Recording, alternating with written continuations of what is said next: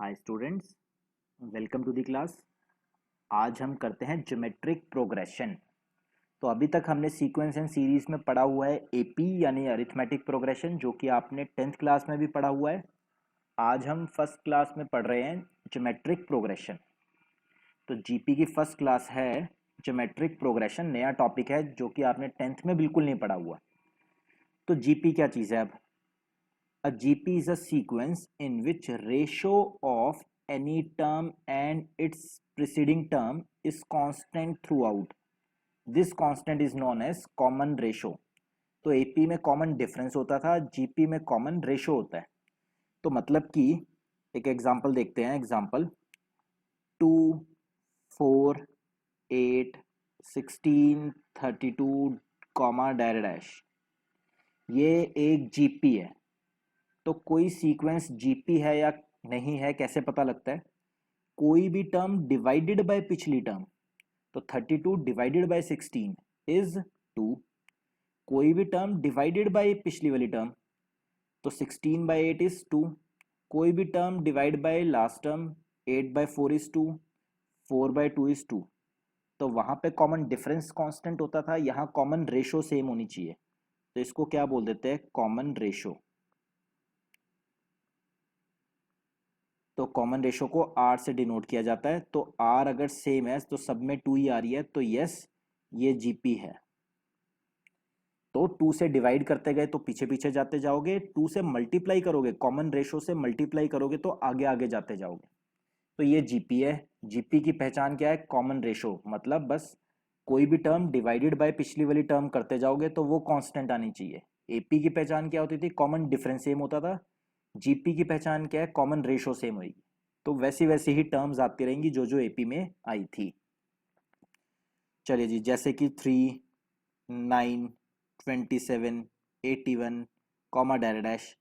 81 divided by 27 is 3, 27 divided by 9 is 3, 9 by 3 is 3। तो क्या ये जो सीक्वेंस है ये जीपी है? हाँ जी है, क्योंकि कॉमन रेशो सेम है और कॉमन रेशो क्या है? 3। चलिए जी, तो अब जीपी की हम निकालना सीखते हैं जनरल टर्म यानी टीएन। एपी में nth टर्म का फॉर्मूला क्या आया था? A plus N minus one into D. आज देखते हैं जीपी में फॉर्मूला क्या आएगा। तो let's say A, A R square, A R cube, A R की पावर 4 कॉमा डैश डैश, ये एक जीपी है। कैसे पता लगा? कोई भी टर्म डिवाइडेड बाय पिछली टर्म, दिस बाय दिस करा तो ए से ए कट रहा है, आर क्यूब कट हुआ तो आर बचा। तो दिस अपॉन दिस करा तो भी आर बचा, दिस अपॉन दिस करा तो भी आर बचा, दिस अपॉन दिस करा तो भी आर बचा। तो यस ये एक जीपी है। तो आप मुझे बताओ इस जीपी की फर्स्ट टर्म कितनी है? ए। इसी जीपी की सेकंड टर्म कितनी है? A are. इसी जीपी की थर्ड टर्म कितनी है? A R square. इसी जीपी की फोर्थ टर्म कितनी है? A R cube comma dash dash. तो इसी जीपी की nth टर्म क्या होगी? जब यहाँ 4 है तो आर की पावर 3 आई, जब यहाँ 3 है तो आर की पावर 2 है, जब यहाँ 2 है तो आर की पावर 1 है, जब यहाँ 1 है तो आर की पावर 0 है। तो जब यहाँ n है तो आर की पावर क्या आएगी? n minus 1। तो जीपी में nth टर्म का फॉर्मूला क्या होता है? A R N minus 1 C T M, commit to memory, very important. तो जीपी में nth टर्म का फॉर्मूला क्या होता है जी? ए आर की whole power n minus 1। AP की nth टर्म का फॉर्मूला क्या होता था? A plus N minus one into D. GP में nth टर्म का फॉर्मूला क्या होता है? A R N minus one. TN क्या कहते हैं? नॉमेनक्लेचर क्या है? टीएन क्या होता है? Value of nth term. GP में nth टर्म की वैल्यू क्या होगी? वो है टीएन। ए क्या होता है जी? First term. ए है फर्स्ट टर्म। आर, आर है जी common ratio.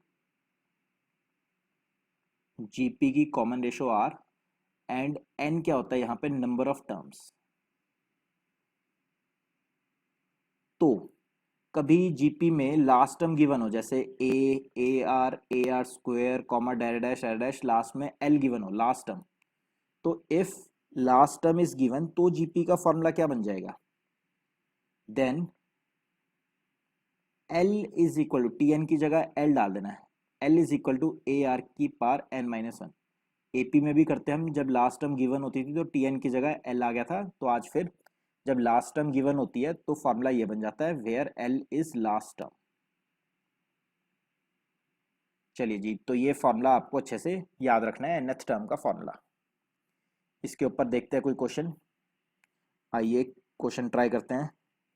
In a GP, जैसे एपी में दो खास बात होती थी, first term and common difference, GP में भी दो ही खास बात होती है, first term and common ratio.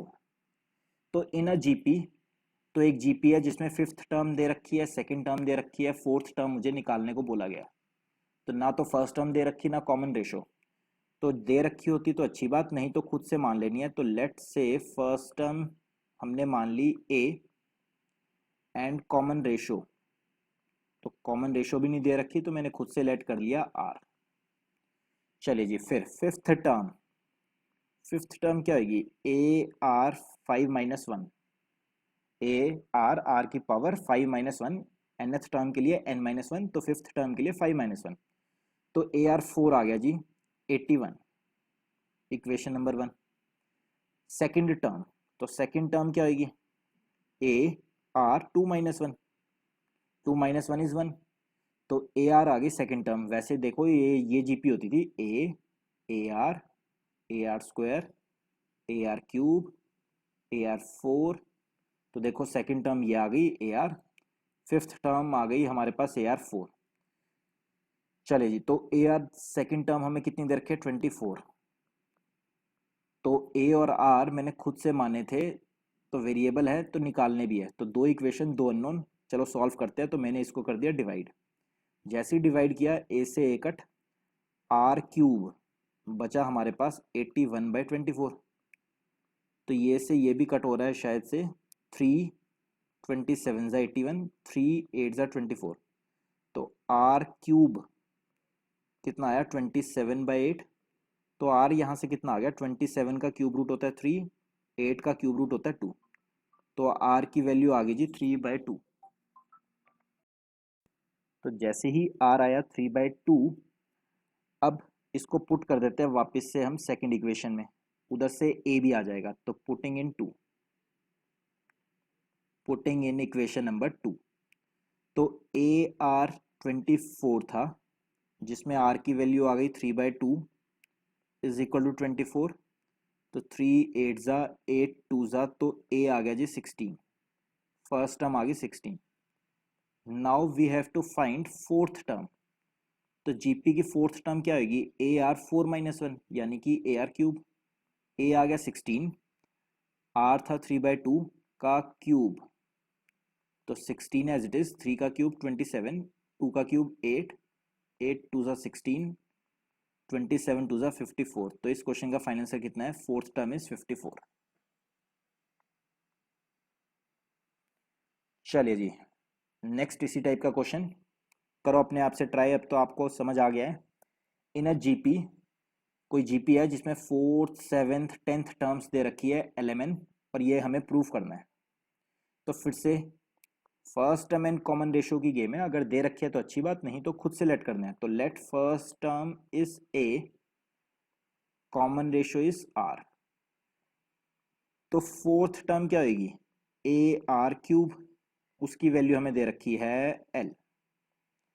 Then seventh term क्या होगी, ए आर सिक्स, इसकी वैल्यू दे रखी है एम। एंड टेंथ टर्म क्या होगी, ए आर नाइन, और उसकी वैल्यू क्या दे रखी है हमें एन। तो इक्वेशन नंबर 1 2 एंड 3। नाउ अब हमें प्रूफ करना है, to proof M square is equal to L N, दोनों लेके चलते हैं। तो L H S M square, M क्या था जी, ए आर की पावर सिक्स, इसका स्क्वायर करते हैं, आर एच एस में एल डाल देते हैं, तो एल क्या था, ए आर क्यूब, एन भी डाल देते हैं, एन क्या है, ए आर की पावर नाइन।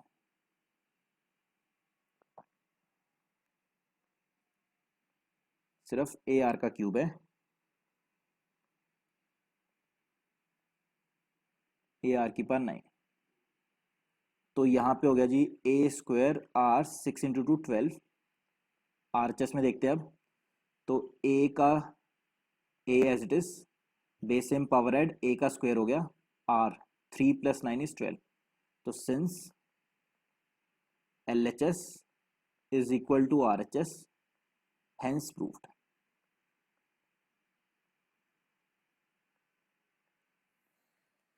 चलिए जी, फिर क्वेश्चन नंबर नहीं, पॉइंट नंबर 3। फर्स्ट पॉइंट क्या था? बेसिक इंट्रोडक्शन, जीपी की पहचान क्या? Common ratio same. Second point क्या था? nth term. जीपी में nth टर्म का फॉर्मूला क्या होता है? AR⁻n-1। चलिए जी, अब किसी जीपी में मुझे पीछे से nth टर्म निकालनी है, nth term from the end, तो यानी कि TN डैश निकालना है।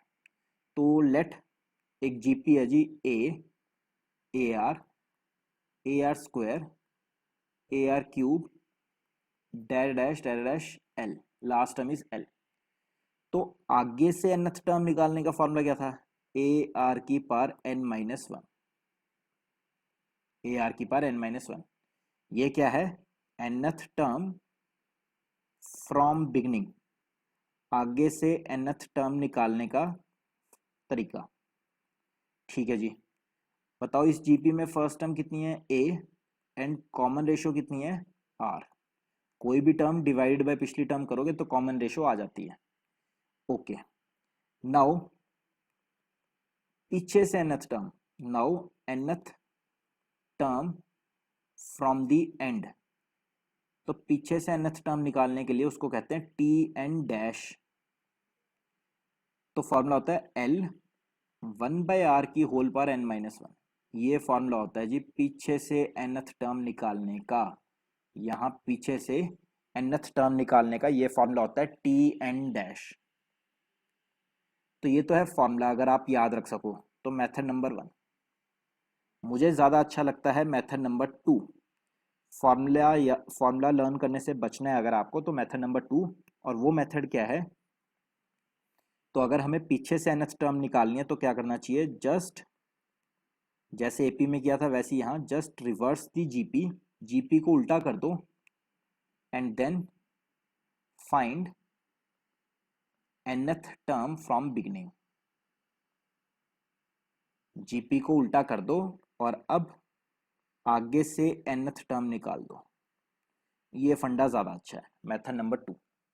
चलिए जी, तो ये फॉर्मूला भी आपको याद रखना है, CTM इंपॉर्टेंट।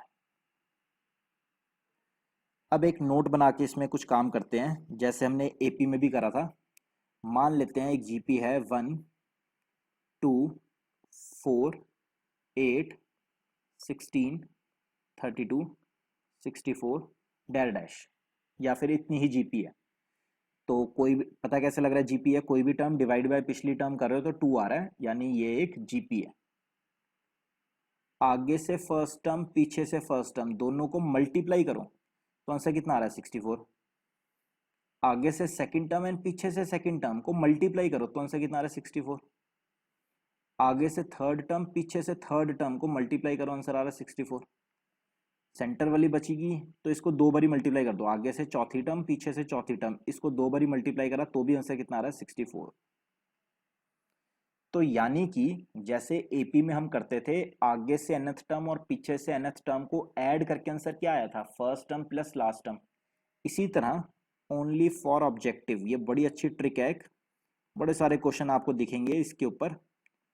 तो ट्रिक क्या है? आगे से nth टर्म मल्टीप्लाई पीछे से nth टर्म का जो आंसर आता है वो क्या आएगा? चले देखते हैं। तो TN क्या होता था? AR⁻n-1। TN डैश क्या होता था? L 1/r⁻n-1।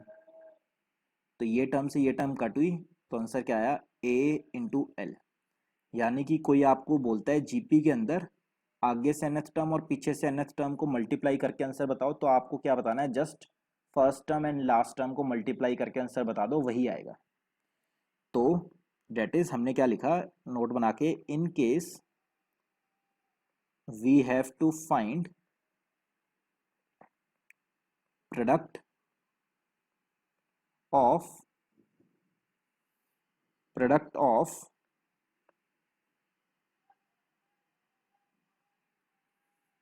nth terms, product of nth term from beginning and nth term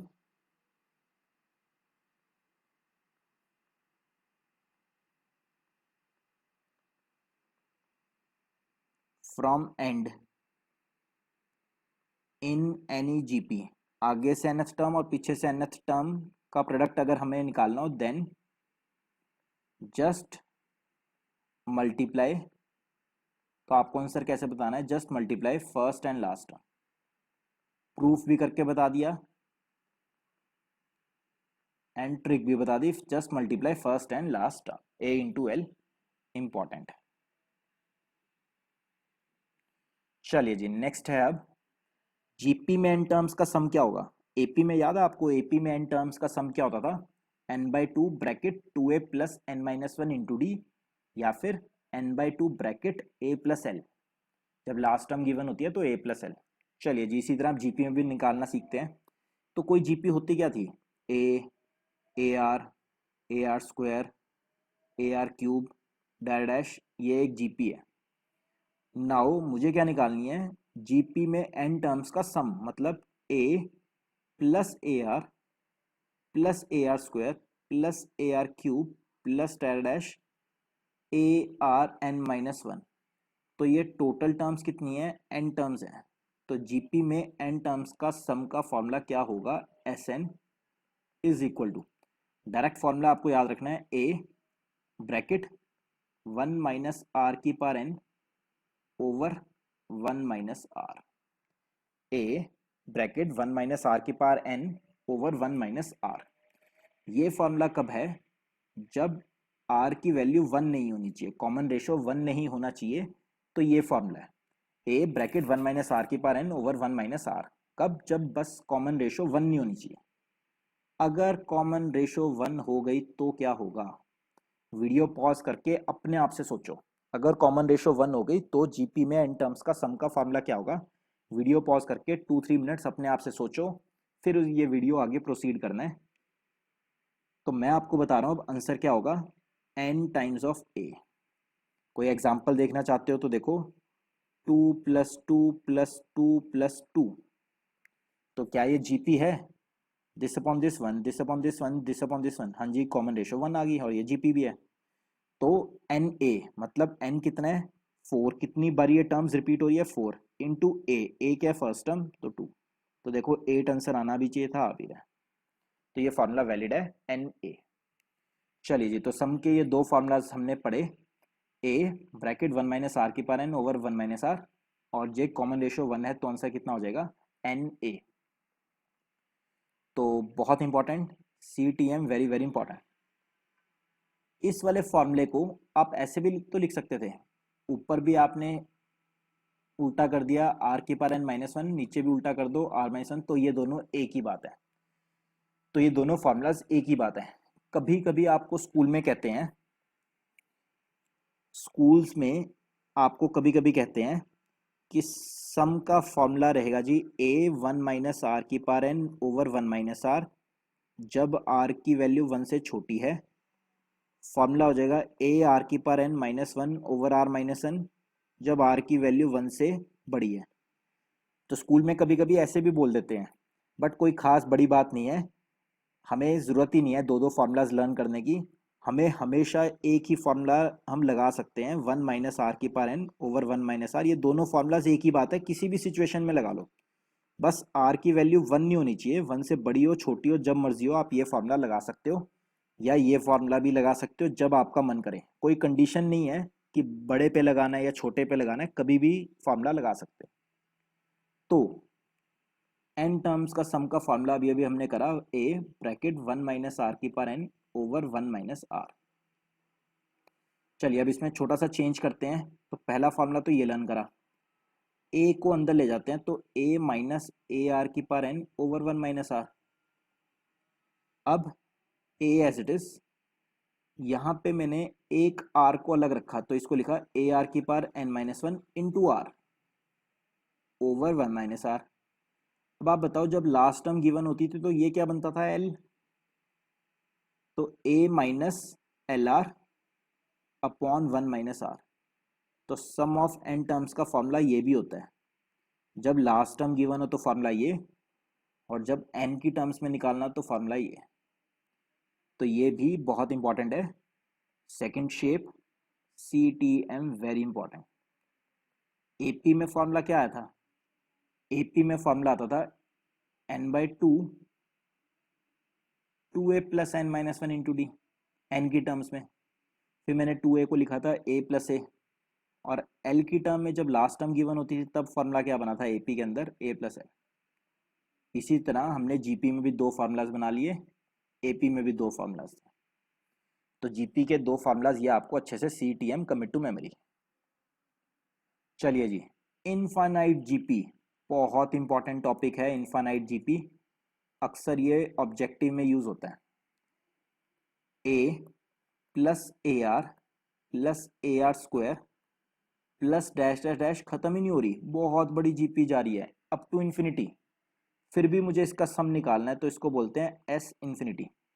direct formula है, sum of infinite terms in GP का फार्मूला होता है A upon 1 minus are, A upon 1 minus r.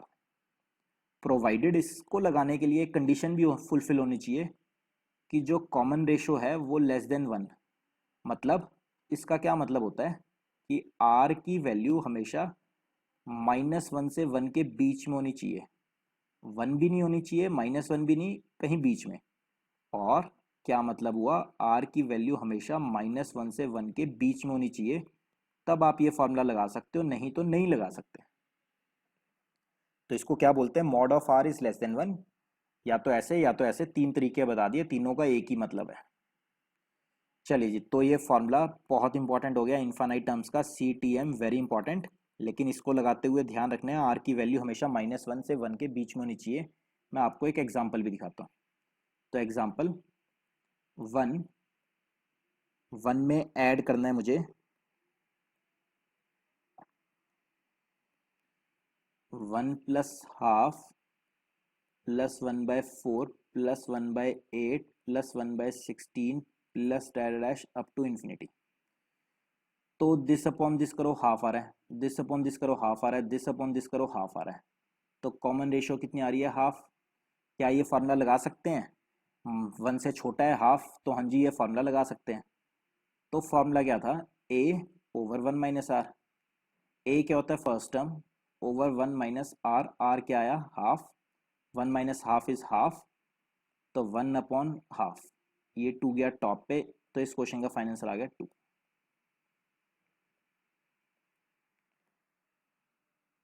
चलिए जी, तो नेक्स्ट कंसेप्ट, नेक्स्ट अब question करते हैं सम के ऊपर। इन अ जीपी, तो कोई जीपी है, सम ऑफ एन टर्म्स, तो एन टर्म्स का सम का फॉर्मूला दे रखा है जी 255। सम कितना दे रखा है, 255।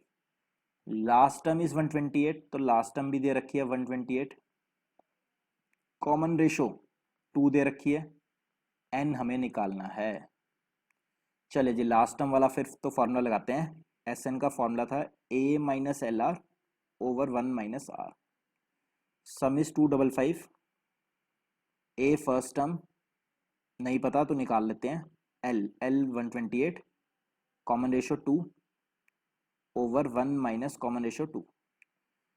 तो 255 ए माइनस 256 अपॉन -1, तो क्रॉस मल्टीप्लाई किया तो -255 ए माइनस 256, तो 256 लेफ्ट साइड आया तो ए आ गया जी 1। First term is 1। नाउ जब लास्ट टर्म गिवन होती है तो कौन सा फॉर्मूला लगाना होता है हमें, ए आर एन माइनस 1। तो last term is 128, first term is 1, common ratio is 2 की होल पावर एन माइनस 1, तो 2 की power n minus 1 is equal to 128। तो 2 की पावर एन माइनस 1, तो 2 की पावर क्या करूं कि 128 आए, 2 की पावर 5 होता है 32, 2 की पावर 6 हो गया 64, 2 की पावर 7 हो गया 128। तो n minus 1 comes out to be 7, n is equal to 8। चलिए जी, यही इस क्वेश्चन का फाइनल आंसर है, n is equal to 8। Next question करो, अपने आप से ट्राई कर सकते हो आप, इजी सा क्वेश्चन है, वीडियो पॉज करके अपने आप से ट्राई करो। In a GP sum of n terms is 364, तो n टर्म्स का सम दे रखा है जीपी में 364। First term is 1, okay, common ratio is 3। फिर से हमें n निकालना है, तो सम वाला फॉर्मूला लगा के चलते हैं। a ब्रैकेट 1 माइनस आर की power n over 1 minus are, तो सम है जी 364। a first term 1 minus r दे रखे 3 की पावर n ओवर 1 माइनस 3, तो 364 इज इक्वल टू 1 माइनस 3 की पावर n ओवर माइनस 2, तो क्रॉस मल्टीप्लाई किया तो ये आ गया जी 6 4 2 का 8, 6 2 का 12, 3 6 7, तो minus 728 is equal to 1 minus 3 की पावर n। शफलिंग करी, 3 की power n is equal to 1 plus 728, 3 की power n is equal to 729, 3 की power n is equal to 3 की पावर 6, 729 क्या होता है 3 की पावर 6, तो n comes out to be 6। तो इस क्वेश्चन का फाइनल आंसर क्या आया, n इज इक्वल टू 6। चलिए जी, आज का लास्ट क्वेश्चन करो अपने आप से try. How many terms of a series this, तो ये एक सीरीज दे रखी है, मुझे नहीं पता जीपी है या नहीं, अभी चेक कर लेते हैं इसको। तो दिस अपॉन दिस 4 आ रहा है, दिस अपॉन दिस भी 4 आ रहा है, तो यस ये एक जीपी है। तो कहते हैं कितनी टर्म्स लेके चलोगे ऐसे ऐसे, must be taken to have this sum 341 बन जाए, तो 1 प्लस 4 प्लस 16 प्लस डैश ऐसी ऐसी कितनी टर्म्स लेके चलोगे ताकि सम आ जाए 341। चलो जी, तो जीपी में दो ही खास बात होती है, first term and common ratio, दोनों हमने निकाल ली। तो एस एन का फॉर्मूला लगाते हैं, वो फॉर्मूला क्या था, ए 1 माइनस आर की power N over 1 minus are, तो सम बनाना है 341, first term is 1, common ratio is 4, 1 minus 4, तो 341 इज इक्वल टू 1 माइनस 4 की power N over minus 3, cross multiply करा तो माइनस 3 से मल्टीप्लाई करा तो 3 4 3 12, 1023 माइनस के साथ 1 माइनस 4 की पावर n। शफलिंग की तो 4 की power n is equal to 1 plus 1023, 4 की power n is equal to 1024, 4 की power n is equal to 4 की पावर क्या लिखें कि 1024 हो जाए, 4 की पावर 5, इक्वेट की पावर्स तो n comes out to be 5। दोबारा से कॉपी रिवाइज करनी है आपको, अच्छे से जीपी का कंसेप्ट सीखना है। नेक्स्ट टाइम नेक्स्ट टॉपिक करेंगे हम जीपी के अंदर selection of GP, geometric mean, ये टर्म्स करेंगे। Thank you guys, thank you so much. If you like our video please press the like button and keep sharing the video with your friends. God bless you all.